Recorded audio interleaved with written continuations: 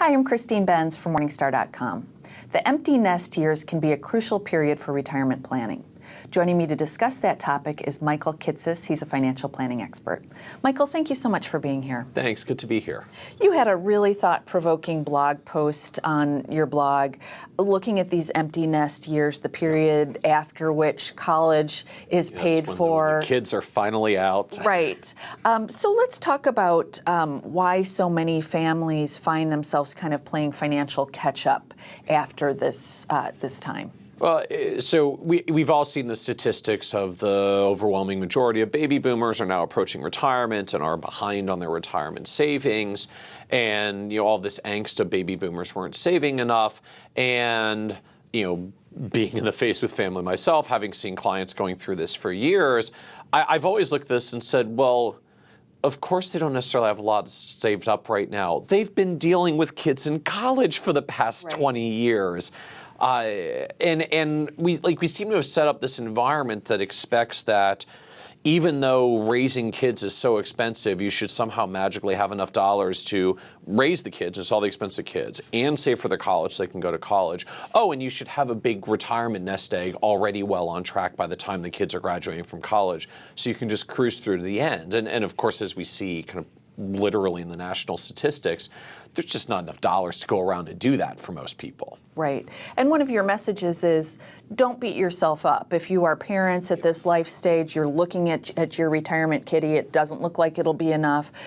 Don't beat yourself up that some of these headwinds of funding the child-related expenses really do limit your ability to save. Yeah, they really do. And so there's kind of two implications to that. So on the one hand, I think we've gotten a little bit too concerned about how far behind some people are in saving for retirement, because it's just part of the natural course of what happens when you're raising family.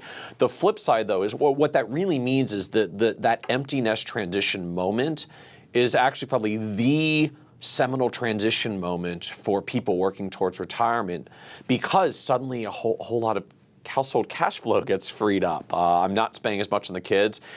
Maybe they boomeranged back and I've got a little bit of expenses, but less expensive than when I was bringing them up. At least I'm not still saving for their college. They can deal with finding a job now. And so all this cash flow becomes available. And that's dollars we can save. We don't even have to take a cut in our lifestyle. Just mom and dad, keep spending what you were spending on your lifestyle. Take all the dollars that don't have to be saved for college or paying college tuition or paying other expenses for the kids. Take that, redirect that to savings. And what we've seen in practice is a lot of clients do this, and suddenly they're saving 20% of their income or 30% of their income, big savings numbers, not because they took a giant hit to their personal lifestyle, because that's tough for most of us, simply because they took all the money that starts freeing up when you get into that empty nest phase, and they shifted it over to say, all right, this is going to be our savings dollars to catch up. And the reality is when you're actually saving that much, you can catch up on retirement very quickly. One of the national studies that came out that assumed people at transitioning to the empty nest phase would save the bulk of the additional dollars that they were now suddenly had available. When they did the study, they found out most of the nation's retirement crisis vanishes if you just assume that money gets saved. Not everybody's problems goes away, but a huge portion of the shortfall vanishes if we just give people credit for being behind because they were just raising a family, and that's the expense of raising a family. But that once that money becomes available in the empty nest phase, it's okay to play catch up, and you can actually play catch up really fast. Well, a question, though, is obviously if you are really ramping up savings and say you are in your 50s, you have a lot less time to benefit from compounding, though, right? I mean, you do have less time to benefit from compounding. Ideally, if we think of it as, you kind of end up with three phases. Before the kids, during the kids, after the kids. Right. So if we can get a little bit of money in there during the before kids phase, that at least does get a really nice compounding track. So nothing wrong with getting a little bit in there early to get started. But when we get to that later empty nest phase, the time horizon is shorter, but it's not ultra short. I mean, a lot of people, that still can be 50, historically, it was more like 20 years, right? We would have kids in our 20s, we would be empty nest in our 40s, we wanted to retire in our 60s, and you get a 20-year run. And even just at moderate growth rates, like 7% a year, on average, your money doubles about once a decade. So I mean, 20 years actually means you can the early dollars can quadruple in growth. You actually have a lot of time still to grow the money.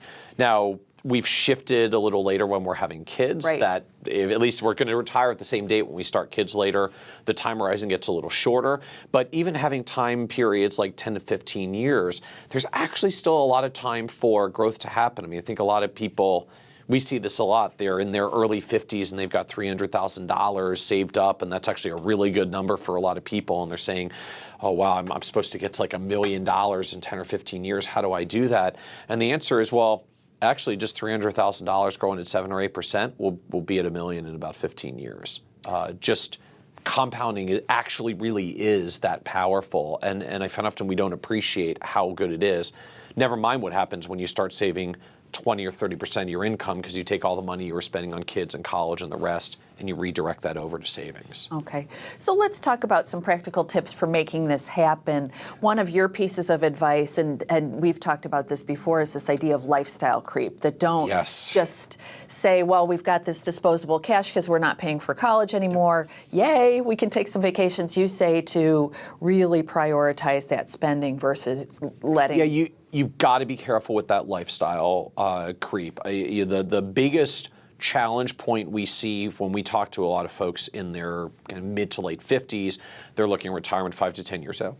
5 to 10 years out, they're saying, oh, we got a long way to go. And we start looking at, well, what can we save? Can we try to bridge this gap? And they're saying, well, we just don't have a lot of money left at the end of the month because we're doing all this stuff. And I'm looking at a lifestyle. I'm like, when did you start spending all this stuff? And the answer is, well, about 5 or 7 years ago when the kids flew the coop, right, and suddenly they had all this additional income, and they bought new cars, and they transitioned to a new house that wasn't actually smaller, even though they were empty nesters. They just got a smaller house of upgraded quality and actually spent more money on it. And they kind of gobbled up all the dollars that could have been available to save and actually bridge this retirement gap by upgrading the lifestyle. So be careful of that. In general, what it means, if you want to avoid lifestyle creep, the classic answer is spend a little more on experiences and not necessarily on stuff. So if you're excited that you're in empty nest phase, take a lovely vacation because you don't have to bring the kids and you can enjoy it with the two of you. Don't do a giant house upgrade and buy new cars that are going to kind of saddle down your cash flow for all the years between now and retirement. So I've never taken it from the perspective of you don't enjoy your money at all, and right, you could have to pretend this change never happened. But if you want to do some one-time spending on experiences and enjoy a little of the empty nest phase, by all means, enjoy some dollars. But you should still find there's a whole lot of money left actually to start saving as those kids' expenses relieve, as long as you don't upgrade permanent aspects of your lifestyle that just takes the savings dollars off the table altogether. Okay. One other thing I want to touch on with you is asset allocation, because your asset allocation once you're in your 50s should look different than it would when you were a very early accumulator. So let's talk about that. And also, is a 7% return reasonable to expect if you've got some sort of a balanced portfolio? Yeah, so as we look at it, as you approach retirement, the portfolio starts getting a little bit more conservative. You're not going to go entirely to cash or fixed income or out of stocks, because the reality of time horizon, we might talk about it in terms of I'm 5 to 10 years away from retirement, but you might be 30 or 40 years away from the end of retirement. Right. And even when you hit retirement, you're only going to be spending a couple of percent of the portfolio. The other 96% still stays invested for a very long period of time. So we still need some growth in there. We can get a little bit more conservative as we approach retirement, and actually we recommend that in part because if you stay really aggressive right as you're coming into retirement, a sharp bear market or sharp turn in the market right before you retire can drastically derail the timing of your retirement. So I call it retirement date risk, which is the more aggressive you are, the more risk there is that the timing of your retirement does not occur when you expected, because the markets go, I was going to say sideways, or go down at the wrong time. Right. So we can start dialing down to be a little bit more conservative. But we still see, I mean, even in a lower growth environment, and we would characterize today's environment as lower growth. Obviously, yields are low in just absolute terms. Valuations are at least somewhat elevated when we look at long-term measures like Shiller Cape.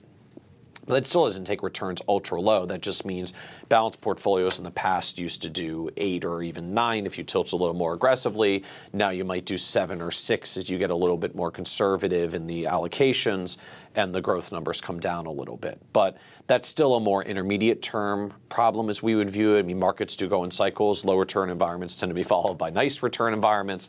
So it doesn't actually concern me as much for people looking at 30 to 40 years of finished saving for retirement and then going through retirement. It means maybe there's a little bit more pressure on saving in the home stretch. But again, that's kind of the whole point of this transition, that if you're preparing yourself, or even if you're still in the phase where you've got kids and you kind of feel beat up that you're not saving enough for retirement, like, it's okay, but you do need to be planning that you're going to save a whole lot more when you get to that transition, that you're going to earmark a lot of those dollars to save. And indirectly, this is why things like disability insurance start becoming important as well, because the biggest caveat actually for people doing that home stretch of retirement saving is what happens if it just turns out you're not physically able to work. There's a health event, something else comes up. Okay, Michael, important topic. Thank you so much for being here to discuss it with us. My pleasure. Thank you. Thanks for watching. I'm Christine Benz from Morningstar.com.